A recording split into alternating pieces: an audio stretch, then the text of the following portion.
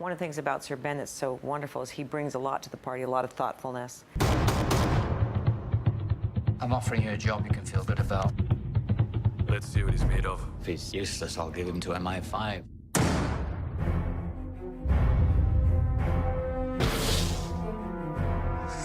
The reason I wanted him for the role to begin with was because he can play his cards so close to his chest. And that's what this character needed to be able to do. He was a handler, so handlers by their nature are manipulative. And Sir Ben has this, when you think of House of Sand and Fog and, these nuanced performances, Gandhi, I guess, but where he plays his internal life so incredibly subtly, and you are drawn into his eyes. And I wanted that character to have that feel, whereas the other character needed to be the more lush and emotional, and so that we saw the stakes that Sir Ben was under, his character was under, that, for him to become involved with this character was giving up so much, and it was quite an accident, which does happen, where people who, with all of their professional reserve and their manipulative tactics and so on, can get inside someone. So it was really wonderful to see how both he and Jim worked together, because Ben also came, the two of them they wanted to protect some of their relationship to be found on screen, and then at the same time they became very affectionate of each other, as the time went on. So it was great to see. We really captured as they became friends.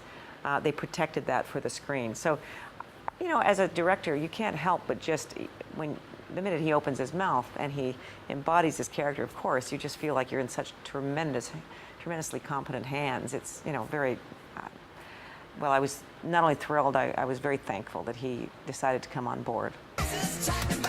Sean here says you're a good man. Sean, tell me you didn't steal that car. Where are you off to, lads?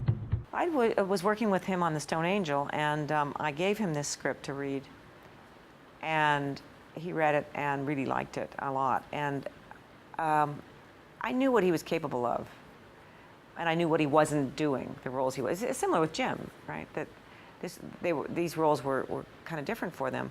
But when I cast a movie, that I kind of like to do that, take people that are maybe not stereotypical for that role, and morph the role a little bit so that we are a little bit surprised, and we are, the character that you bring to it is therefore fresher than what we've seen before. And in the case of Kevin, I wanted his role to have that sort of impish charm, but with an underlying bulldog brutality that you felt could be there, as the friend who was going to lead him down this path. And he looks Irish because of his black and blue eyes. But it for me was really all about that engaging quality that you could, as he's telling you to do something heinous, you could follow that road, so that our characters could have this incredibly difficult relationship where, at some levels it's a love story between friends, and that friendship had to be really grown and fostered between the two of them, not only while we were shooting, but even as I cast and who I put in those roles. I also didn't want him to be too much of a man. I think that was the other thing for me.